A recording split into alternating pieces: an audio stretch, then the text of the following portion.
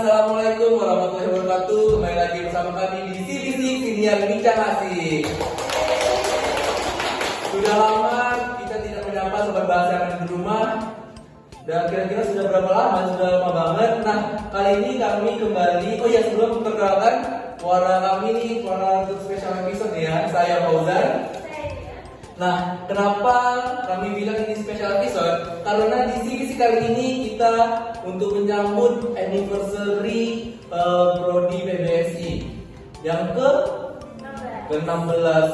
Nah, faktanya untuk Prodi PBSI ini ialah prodi tertua di Umrah. Sudah 16 tahun berdiri dan prodi pertama juga. Kayak boleh dong kita beri aplaus untuk prodi kita. Nah, di sini bisa ada kakak cantik nih, dari pakai baju abu-abu, hijau, dan ada yang putih nih. Ya karena mungkin kakak-kakak bisa memperkenalkan diri dulu, mungkin dari nama dan dari mana aja nih, pakai macam-macam nih baju-bajunya nih. Dari yang di ujung deh boleh. Halo, nama saya Antoni Hanifah Sahira. Saat ini saya semester 4 dan penerima beasiswa Mutiara Umrah tahun 2022 sampai dengan sekarang. Halo Sobat Bahasa dan Sobat Pramuka, perkenalkan nama saya Ihsanul Hasanah. Saya dari UKM Pramuka Umrah. Saya sedang berada di semester 4. Salam Pramuka. Halo Sobat Bahasa, perkenalkan nama aku Nimas Aprilia Giovanni. Saat ini sedang berada di semester 6. Halo, nama saya Fiona Stefani Montella. Saya sekarang semester 6. Halo kak, salam kenal ya.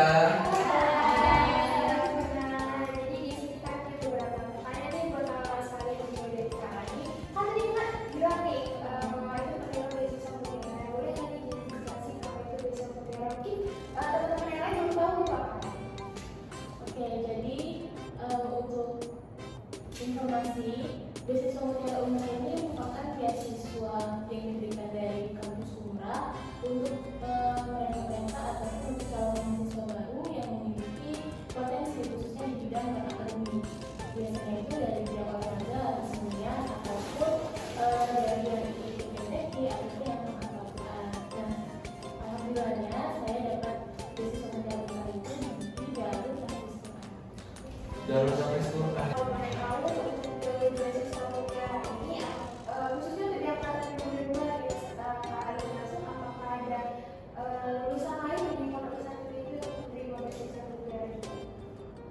Kalau misalnya di pesantren yang saya tempati waktu sebelumnya itu tidak ada, hanya saya sendiri karena memang teman-teman yang lain ada yang pulang kampung ataupun lanjut kuliah di tempat lain.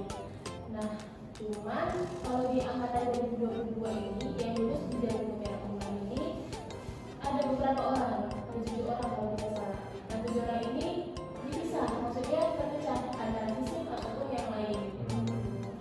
Oke, terima kasih ya Kak atas informasi-informasinya. Nah, jadi sobat bahasa yang tertarik dengan beasiswa Mutiara ini boleh nih mulai dipersiapkan dari sekarang, mulai dari ya persyaratan seperti Kak Rani sebutin tadi. Baiklah, kita mungkin mulai lanjut ke kakak yang abu-abu ini nih. Ada 2 abu-abu dari tadi kampus mengajar ya Kak? Iya. Kampus mengajar angkatan 6. Oke, mungkin nih ada beberapa pertanyaan nih terkait kampus mengajar. Sebelum itu, bisa tidak kakak jelasin apa sih program kampus mengajar ini dan tujuan utamanya itu apa? Program Kampus Mengajar ini merupakan salah satu program dari MPKM dari Kemendikbudristek. Nah, ini tujuannya itu untuk memberikan kesempatan kepada mahasiswa untuk belajar di luar kelas selama 1 semester. Nah, ini tuh untuk meningkatkan literasi dan numerasi siswa serta menjadi mitra guru dalam meningkatkan strategi pembelajaran yang inovatif, kreatif, dan menyenangkan. Oh, baiklah. Jadi kampus mengajar itu juga jenis magang gitu ya Kak? Iya. Nah, tadi lupa ditanya nih, kakak sudah menjelaskan membantu guru apa itu kan berarti di sekolah yang magangnya ya? Nah, kakak sendiri dan kakak Fiona ini magang di sekolah mana nih? Kalau aku kemarin magangnya penempatannya itu di SMK Negeri 5 Tanjung Pinang. Saya itu penempatannya di SD Negeri 06 Tanjung Pinang Barat. Oh, jadi magang itu ditempatin di beberapa jenjang ya? Oke, SD. Itu SD, SMP, SMK. SMK. Nah, soal bahasa, mungkin mau kita tahu satu fakta juga, saya dari kampus mengajar gitu sebenarnya. Nah, saya berasal dari magangnya di SMK Pembangunan nih. Nah, untuk info, untuk tingkat SMA, SMK atau SMA ini baru pertama kali waktu di angkatan 6. Nah, mungkin kalau bisa jelasin pengalaman pertamanya nih saat masa masuk ke sekolah-sekolah yang tempat kakak magang, mungkin dari Kak Fiona. Kalau dari saya pribadi, karena kemarin itu saya magangnya di SD, itu tentunya rasanya itu seperti balik lagi ke masa-masa SD. Dan kebetulan saya itu magang di SD yang tempat saya dulu sekolah. Jadi kayak balik kampung ya. Flashback ya. Iya, flashback. Dan ditambah lagi SD itu hanya berjarak 5 kaki dari rumah saya. Sampai lupa berarti.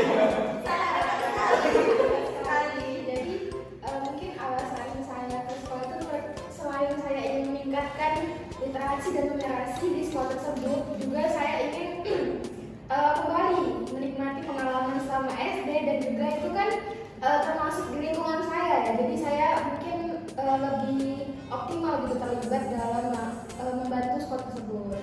Wah, jadi sangat plot twist ya. Dari ke SD sendiri ya. Nah, mungkin Kak Ima sebagai menceritakan ke sobat bahasa bagaimana pengalaman pertama di SMK Ima SMK Perkapalan ya? Iya. Agak berbeda sedikit nih ya. Pengalaman pertama itu pastinya grogi ya, apalagi mereka nih SMK pelayaran yang mana mereka ini semi militer. Nah, jadi dan badannya itu kan tinggi-tinggi ya. Jadi dari segi umur juga gak beda jauh. Ya grogi gitu ya. Jadi lebih Takut sih. Bahkan mereka kayaknya lebih dewasa dari kami. iya sih, kayak dari perawakan Iya. juga ya, paling semi militer ya. Nah, mungkin saya juga boleh cerita sedikit ya dari sekolah saya. Nah, jadi saya itu di SMK Pembangunan, jadi yang berpusat pada perekonomian. Pas pengalaman pertama tuh sama juga kayak Kak Dimas, grogi karena bahkan di kelas itu tuh ada yang lebih tua dari saya dan seumuran juga kan. Nah, jadi itu saat waktu itu masih merahasiakan umur dan ketahuan juga akhirnya, dan dia pasti banyak tantangan-tantangan itu. Mungkin ada pertanyaan lagi kan ya? Oke, Kakak. Sebenarnya ini yang kampus belajar Kota Benar, apa itu tantangan yang dihadapi dalam kegiatan kampus belajar itu di sekolah-sekolah yang kalian magangi. Boleh kan kita sebenarnya? Kalau untuk aku sendiri ya, tantangannya itu kan di umur ya. Umurnya ini kan nggak beda jauh, jadi harus bisa menempatkan diri.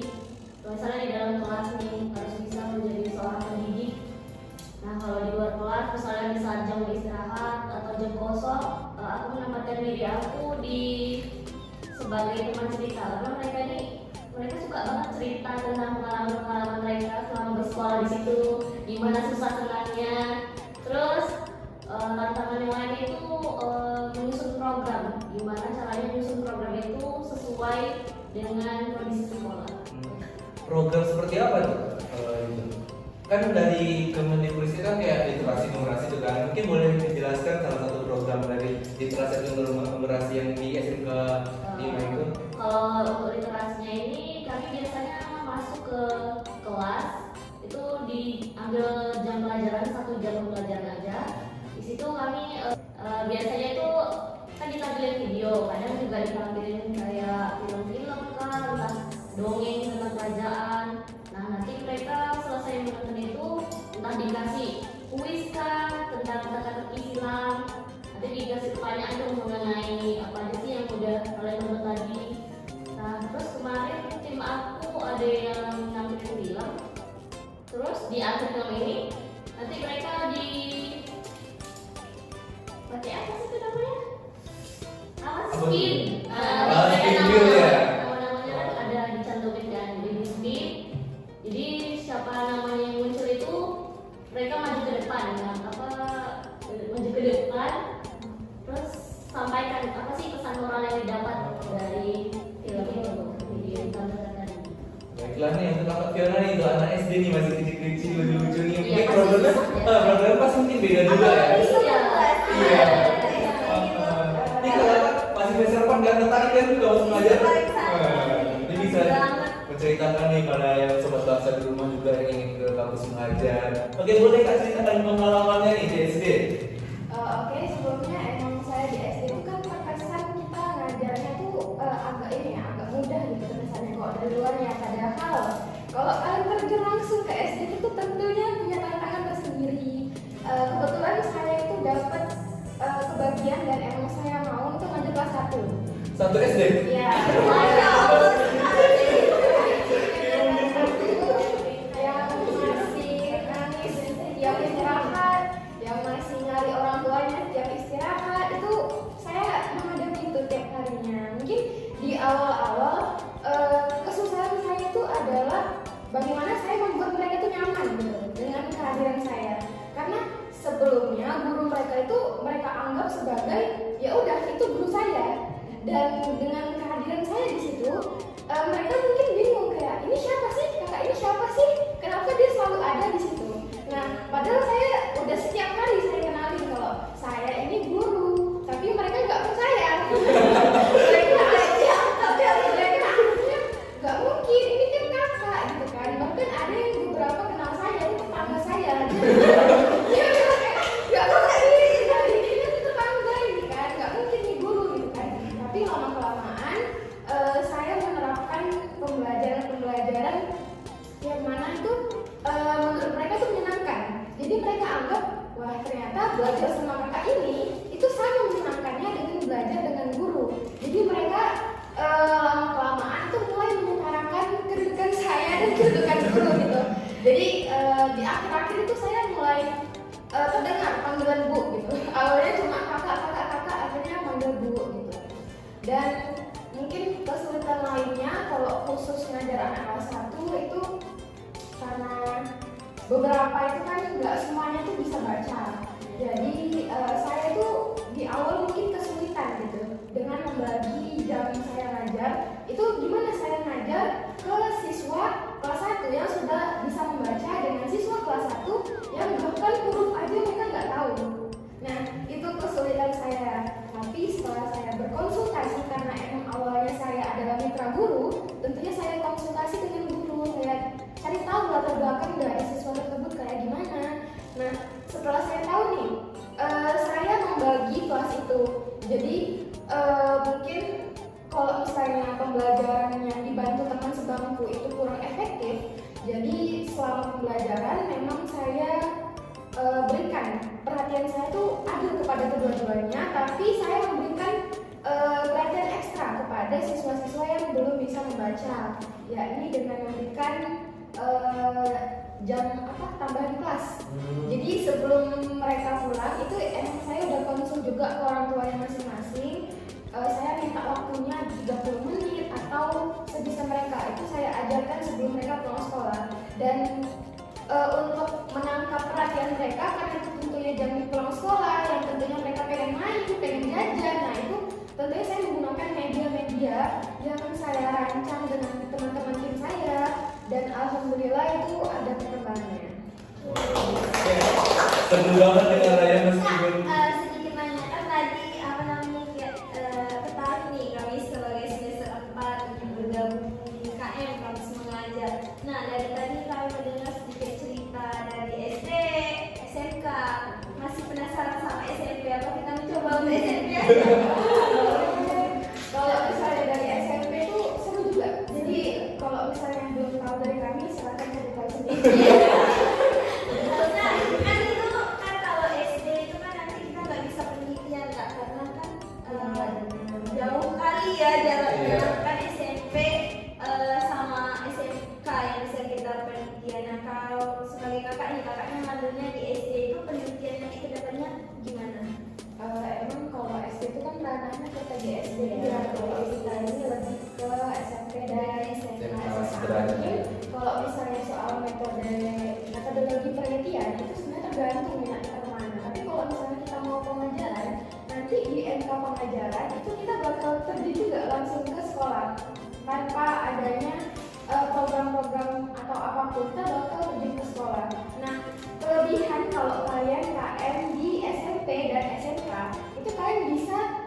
awal mendekatkan diri dengan siswa-siswa di sana. Kalian juga bisa mencari tahu nih apa sih sebenarnya masalah yang ada di kelas itu. Nah, pasti waktu kalian untuk observasi dan waktu kalian untuk wawancara dengan guru-guru itu pasti jadi apa ya, lebih lebar gitu kesempatannya. Berbeda dengan orang yang baru turun sehari atau baru turun seminggu misalnya untuk mengobservasi, itu kan kurang optimal kan hasilnya. Tapi kalau misalnya kalian KM, kan kalian ngajar juga tuh di kelas. Nah, kalian bisa lihat nih gimana sih kondisi kelas. Nah, itu kalau misalnya mau dijadikan judul untuk penelitian itu ya tergantung kalian lihat bagaimana masalah di kelas tersebut. Nah kak, kan itu kita pilih sekolahnya dari kita sendiri atau dari targetnya langsung dari kitanya? Kita bisa milih sendiri. Cuma kemarin ya, aku sih kalau aku pilihnya SD SMP. Nah, karena angkatan kita itu baru ada SMK ya. Jadi ya kelewat di SMK.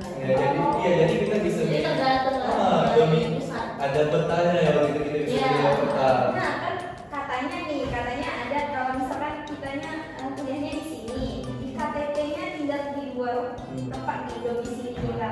Nah kita pilihnya di domisili ini, tapi bisa terlempar ke tempat kita ya. Tergantung juga sih, mungkin kan jadi setiap angkatan itu kan punya pembaruan masing-masing ya, peraturan-peraturan itu. Nah jadi mungkin kamu boleh ceritakan nih bagaimana pas pendaftaran pertama kali di angkatan kita di mana sih? Kayak Pak Sobat, bahasa pas penasaran gimana kayak syaratnya betapa sulitnya mungkin ya daftar KM. Ini orang-orang kami orang-orang terpilih, orang-orang spesial yang bisa masuk ke KM. Iya. Terpilih karena kami tetap semangat. Terhalang surat-surat yang mungkin emang ada, cuma waktunya kan emang lama gitu kan. Jadi kita mengejar-ngejar deadline dari pendaftaran gitu kan. Tapi kalau kakak saranin sebelum daftar tuh usahakan jangan daftar di akhir ya. Daftar itu kalau bisa semua berkas sudah siap, langsung aja daftar. Gitu. Jangan daftar di akhir-akhir. Langsung dilengkapi Dokumen-dokumennya langsung dilengkapi. Terus kan udah tertera tuh apa saja, ada surat rekomendasi, ada surat jadi untuk pemberkasan itu bisa dibaca di website namanya website Merdeka. Merdeka Belajar. Ya, kampus Merdeka. Nah, di situ udah ada tertera berkas-berkas apa yang harus disiapkan dan apa juga yang harus disiapkan dari berkas asli maupun berkas yang dikirim melalui website tersebut. Nah, selanjutnya setelah pengiriman berkas itu nanti ada pemberitahuan dari seleksi ya, pemberkasan. seleksi pemberkasan itu nanti tertera juga di websitenya, ada tanggalnya juga, ada lini masanya. Kita tinggal cek nih apakah kita lulus atau enggak. Pasti lihat, oh lulus nih. Nah nanti setelah kita lulus itu kita bakal dapat email, yang mana email itu berisi jadwal kita nanti tes.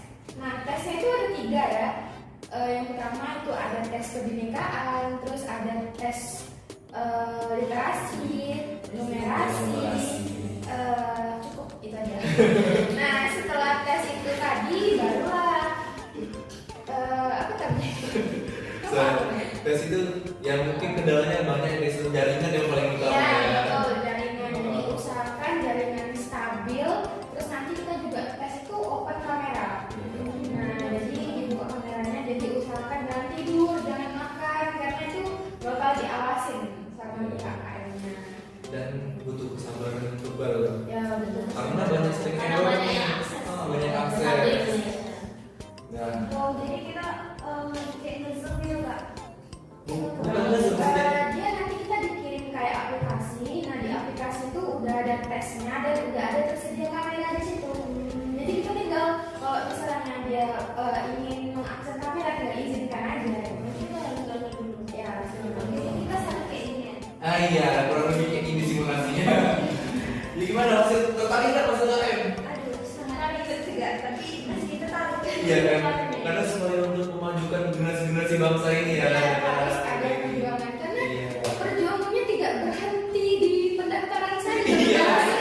Karena nanti setelah kita lulus juga itu emang senang banget gitu kan. Nah nanti kita akan dihadapkan dengan yang namanya pembekalan. Nah pembekalan ini Berapa lama kan?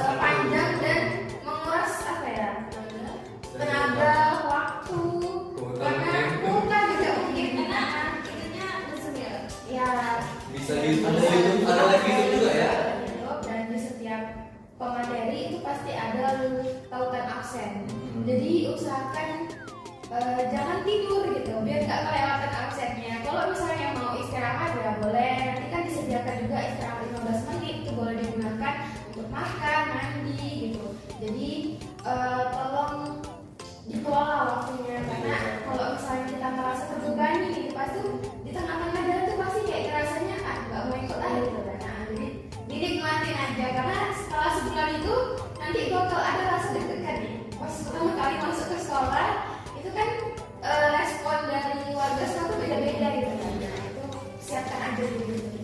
Nah, ini coba bahasa.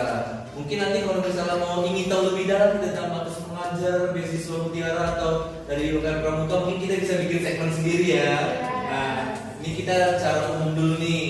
Nah, mungkin pertanyaan terakhir untuk Matus Mengajar, output sama petugas nih. Sudah keluar dari sekolah atau lulus dari sekolah, outputnya apa sih? Kalau dari saya pribadi itu tentunya mungkin nggak bisa terukur gitu ya, tapi bisa dilihat dan saya rasakan sendiri itu jadi berani tampil atau selalu sedia tampil gitu. Karena kalau misalnya di SD itu kita nggak yang kamu nanti hari Senin kamu tampil ya, nggak gitu. Pas ada acara itu mau dimulai, kamu belum tahu nih infonya apa, tapi tiba-tiba kamu bilang, oh kamu jadi pemateri, oh kamu jadi pembawa acara. Nah itu jangan bilang enggak aku nggak bisa gitu, jangan. Pokoknya ya bu saya coba, ya saya coba gitu. Karena kalian itu bukan lagi dites, tapi lagi diajar untuk kontribusi. Nah tolong menggunakan kesempatan itu untuk mengembangkan diri. Gimana sih caranya? Kalau misalnya kita tiba-tiba dihadapkan dengan suatu hal yang kita tuh belum ready, tapi kita gimana caranya kita ningkatin kemauan kita, gimana kita ningkatin kita kontrol juga emosi kita kontrol juga sebenarnya ragu, tapi nggak apa, ngomongin aja, keluarin aja, karena apa yang kita pikirkan itu nggak selalu jadi kenyataan gitu. Wah, sangat inspiratif ya Mas Mengajar ini. Nah, kita berlanjut ke kakak yang tengah nih. Tadi saya penasaran nih, ini apa sih kakak pakai di layar ini? Mungkin nanti bisa jelaskan ya apa itu. Nah, kami mungkin ada pertanyaan untuk Kak Isanul Hasanah. Panggilannya apa sih? Maju banget namanya Kak. Bawa. Nah, itu disingkat ya bawa. Nah, coba bahasa ini Kak Bawa.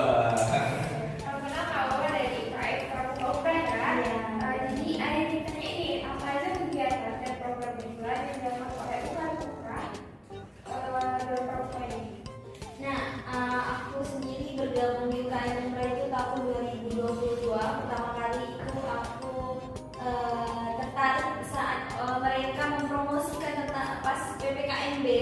Aku sangat tertarik dengan kegiatan-kegiatan yang telah mereka lakukan. Namun di 2022 pertama kali aku mengikuti kegiatan yang diadakan kampus, cuman bukan di kampus sih, kayaknya diadain di Provinsi Kepulauan Riau, yaitu skema bakti.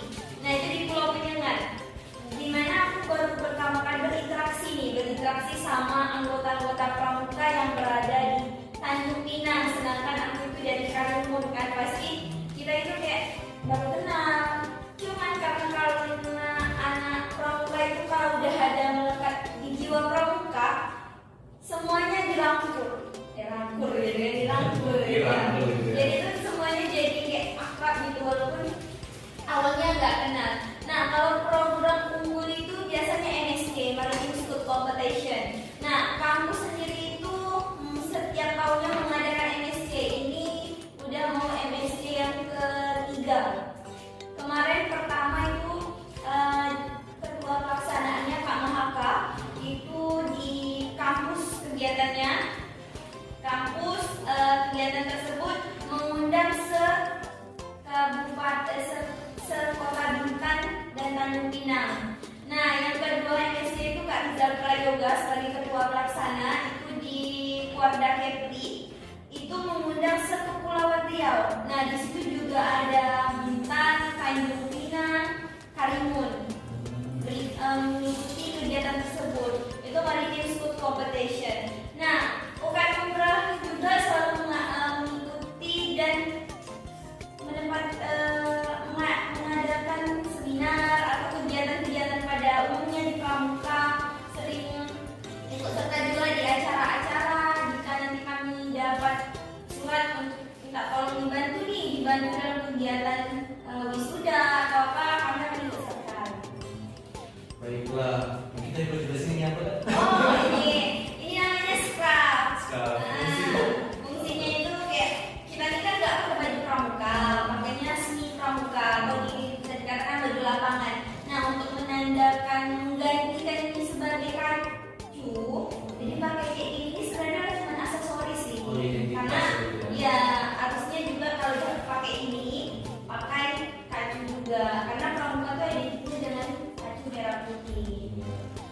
Baiklah, nah Kak, pertanyaan yang kedua nih.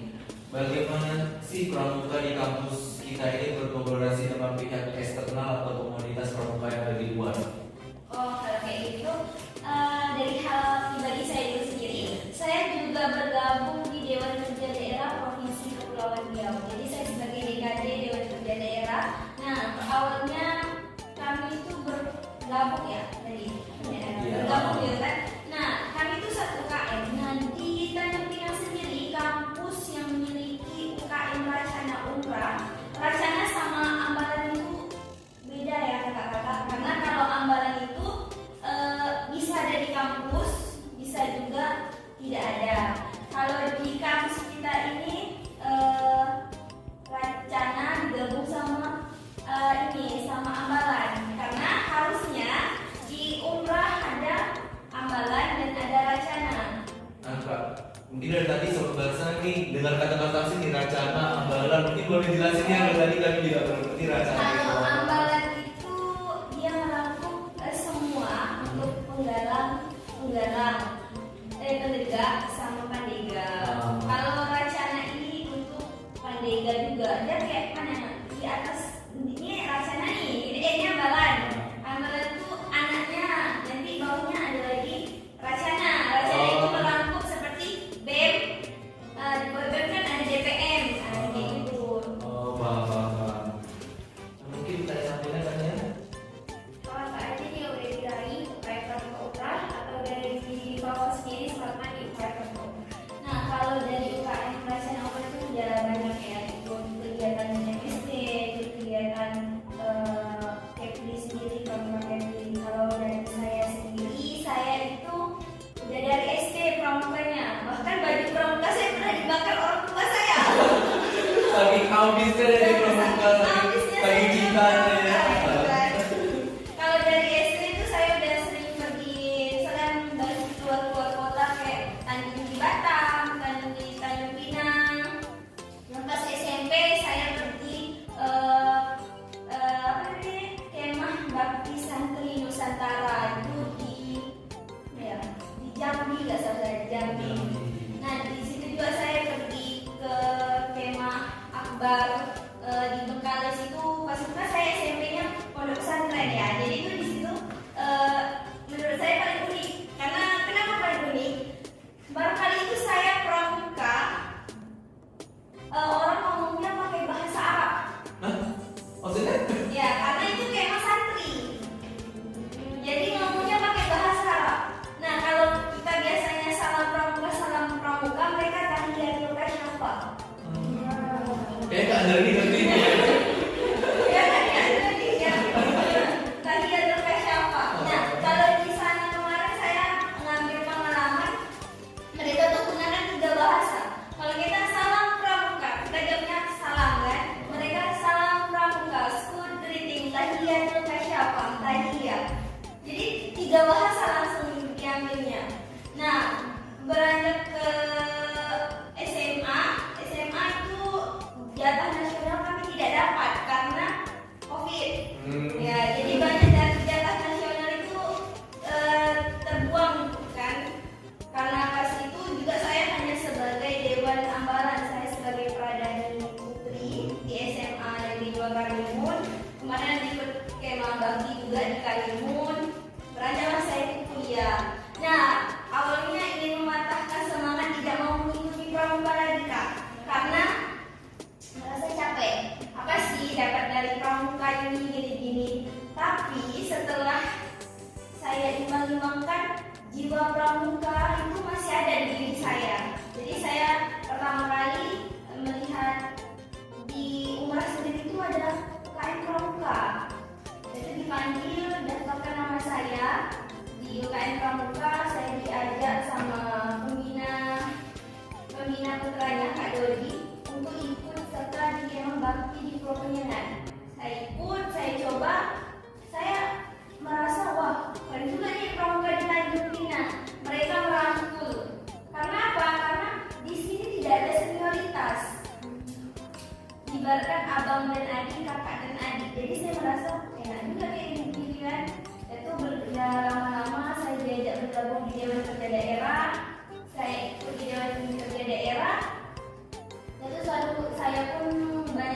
pengalaman dari sana, berjumpa sama tokoh-tokoh besar, dan itu juga berkenalan sama anak DKC yang ada di Kepulauan Riau sendiri. Jadi banyak juga sih pengalaman yang saya dapatkan dari pramuka ini.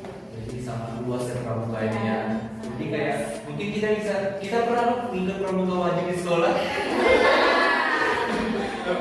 Ternyata pramuka itu bukan hanya sebatas di sekolah doang gitu ya, dan sangat luas. Sering bolos ya di pramuka wajib kadang-kadang. Akhir. Nah pasti orang tahunya pramuka itu kayak alam, nyanyi-nyanyi aja, ada sandi-sandi. Pramuka itu ada tingkatan juga, ada bantara, laksana, ada tuh ada pandega. Nah kan itu ada usia-usianya, siaga, penggalang, pandega, pandega. Ada kalau orang tahu pramuka ada sampai mana pasti nanyanya kayak kita aja, nasionalnya aja, yang bawah-bawahnya nggak ditanyanya. Padahal itu juga salah satu pengaruh penting ya untuk yang bisa naik ke nasional ataupun gimana. Ya, batas itu. kadang juga ada orang masih memandang rendah pramuka itu. Karena apa pasti kayak bisa anak pokona, masih sering dengar gitu kan. Padahal pramuka itu asik loh. Tapi kalau misalnya memang kita ada jiwa pramuka, mau secapek apapun itu pasti tetap kita jalani. Tapi kalau orang udah nggak malas dari pramuka, pasti kayak paling yang kita dapatkan dari pramuka udah berhenti sampai situ aja. Baiklah sobat bahasa, nih kalian sudah mendengar kisah pramuka dari bawah nih kan dari Umrah. Mungkin calon-calon mahasiswa baru nih gimana sih? Mungkin mereka banyak mau masuk ke UMKM Umrah nih. Mungkin gimana cara masuk ke UMKM Umrah? Persyaratannya atau gimana gitu? Persyaratannya UKM Umrah itu sebenarnya kan wadah tempat teman-teman gitu kan, untuk misal teman-teman tidak ada nih dari SMP atau SMA yang ikut pramuka, ya terpatah gitu kayak mungkin SMA kuliah nggak ada pramuka lagi. Biasanya kami itu selalu sosialisasi pas teman-teman apa nih PPKMB ya, ospek ya. Ya, pas ospek kami selalu apa namanya promosikan nanti, dan kami juga ada IG rencana umrah, teman-teman bisa tanya ke situ, pantau terus di situ itu biasanya selalu ada informasi-informasi. Untuk syaratnya sendiri itu keyakinan diri teman-teman sendiri aja gitu. Karena kegiatannya beda ya Kak, kegiatan kalau misal di SMA itu memang ada hari Sabtu itu memang untuk organisasi pramuka. Iya. Nah kalau kita udah kuliah ini saat kita butuh aja gitu, kayak mana ya, kayak katanya rapat untuk menyelesaikan program kerja ke depannya apa gitu, enggak harus hari ini latihan enggak gitu. Itu hanya sebagai pendamping aja, karena tujuan kita pertama kan kuliah di sini, jadi bukan organisasi. Kalau mau teman-teman tertarik, teman-teman boleh buka IG Rencana Umrah, boleh pantau di situ juga nanti ada persyaratannya. Nanti setelah teman-teman daftar di Rencana Umrah, teman-teman itu ada namanya PTR, penerimaan tamu rencana. Nah, misalnya biasa teman-teman nginap 3 hari, 2 hari, 3 malam, 3 hari, 2 hari, 3 hari, 2 malam. Baiklah, jadi seperti itu sobat bahasa yang tertarik nih ke UMKM Umrah nih. Juga UMKM Umrah ini kan sangat sudah dipandang ya oleh pramuka lain di luarnya. Baiklah, mungkin sampai sini aja pertanyaan kami tanyakan pada kakak. Jadi inilah mahasiswa-mahasiswa berprestasi nih dari PBSI, khususnya dari Pendidikan Bahasa dan Sastra Indonesia Universitas Malati Praja Ali Haji di FKIP.